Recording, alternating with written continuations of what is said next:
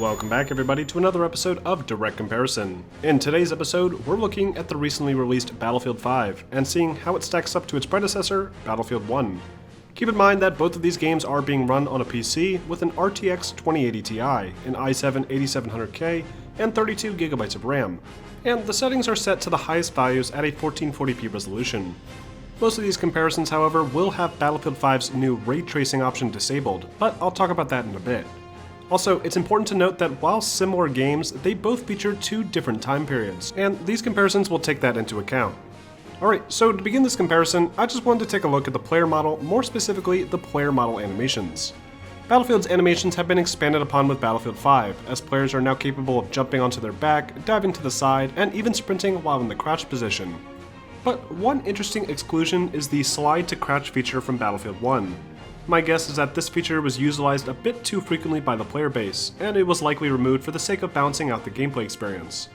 Most of the other standard animations like sprinting, crawling, and vaulting all appear to be directly carried over from Battlefield 1 and function exactly the same.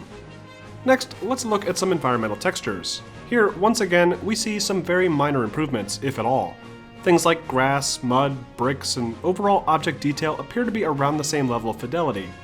But the various environments like grassy fields and snowy cliffs feel far more advanced overall thanks to some nice new dynamic effects like grass moving around the player models and footprints that last longer in the snow before fading away. But one of the biggest improvements to Battlefield 5's visual design are the changes made to the lighting and reflective surface quality. The lighting was already phenomenal in Battlefield 1, but going back after playing quite a bit of Battlefield 5, each level feels much darker in tone, with lighting that feels a bit more static as well. There doesn't seem to be any form of God rays implemented in Battlefield 1 either. Battlefield 5, however, feels much brighter and more colorful, even in the darker, dirtier maps like Broken Steel. The filter used seems to lend itself to a warmer color tone, and things like God rays are now fully implemented, creating much more impressive images, especially in the more forested areas. And of course, we have to talk about the brand new ray tracing effect that DICE has enabled with the latest patch. Just as it was advertised during the Nvidia panel earlier this year, ray tracing delivers actual reflective properties to the game world, as opposed to the screen space reflections games typically use. While the reflections in Battlefield 1 aren't necessarily bad, they also don't behave correctly, especially if you focus on an object in a reflective surface and slowly move your camera so that the object disappears. With ray tracing, you can see real-time object reflections, without simultaneously having that same object visible on your screen. It looks cool enough, though not enough where I'd be willing to sacrifice roughly 90 FPS just to run it. Typically I get around 120 FPS in Battlefield 5, but enabling DirectX 12 and ray tracing caused my average frame rate to plummet down to an average of 30 to 45 FPS. It's absolutely miserable performance, and not even close to being worth using considering how negligible the difference really is. I'll need to spend more time playing around with ray tracing, as there's supposedly some settings that DICE recommends tweaking to get it to function at its best.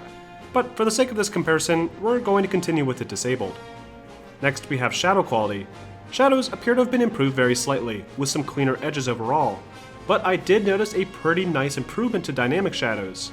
In Battlefield 1, the shadow of a destructible object like this lamppost would simply disappear if that object was destroyed. But in Battlefield 5, the shadow correctly falls relative to the object casting it.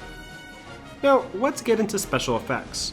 Up to this point, the visual appearance of these two games has remained mostly the same, but Battlefield 5's effects have improved in every area, with much more dynamic environments, significantly more particles, and improved design all around. First, let's look at fire effects. In Battlefield 1, we would get these blurry yellow flames that didn't reflect real fire effects as well as past games in the series. But Battlefield 5's fire effects seem to have fixed this, with the much needed orange added to the flames and better animations in place. But these are just the built-in fires used throughout each level.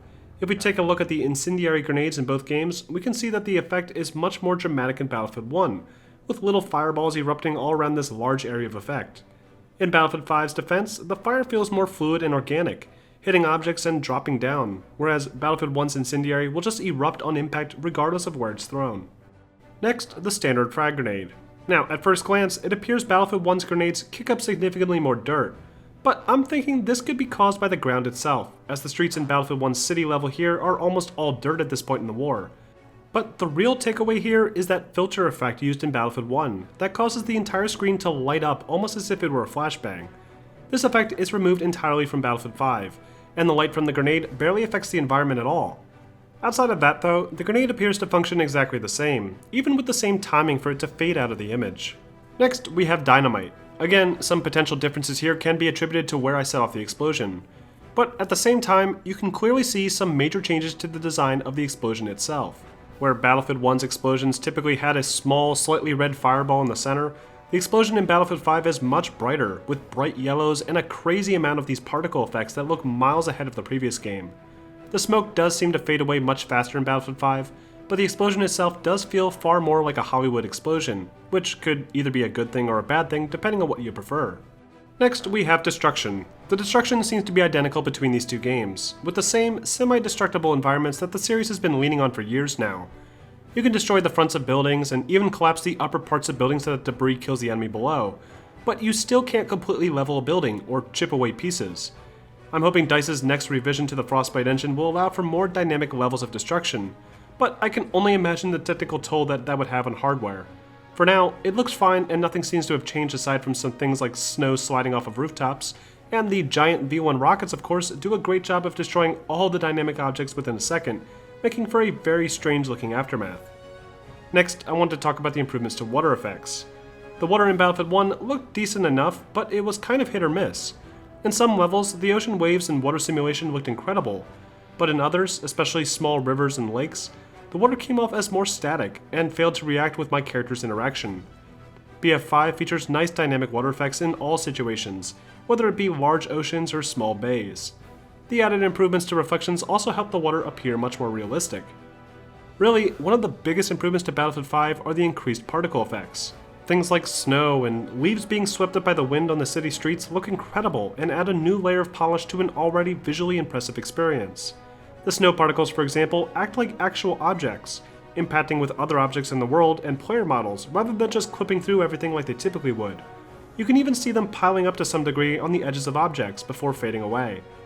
This, on top of the improvements to the dynamic grass, really seem to push the boundary, making the world feel more alive than ever before. And finally, I wanted to share a few back-to-back sound comparisons, demonstrating the overall ambient sound design of both large urban environments, wide open fields, and various shared weapons and equipment between both games.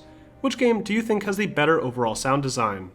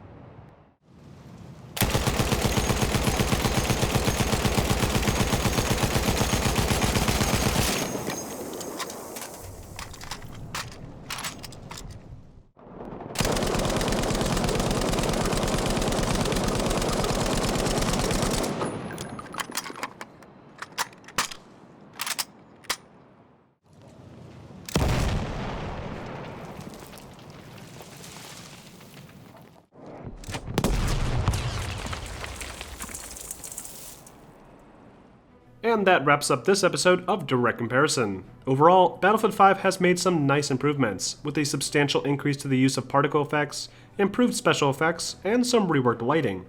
It's crazy to think that DICE managed to squeeze out an even more impressive looking game after the visual benchmark that was Battlefield 1. But I do think they're starting to reach the limit in terms of what's possible for their engine. It wouldn't surprise me if their next project takes slightly longer, and will be on a new version of the Frostbite engine, likely coinciding with the release of the rumored next-generation console platforms. But what do you guys think? Do you think Battlefield 5's improvements are a big enough step? Or does it look like a copy and paste to you? Let me know in the comments section, and don't forget to like and subscribe for more videos like this posted every week.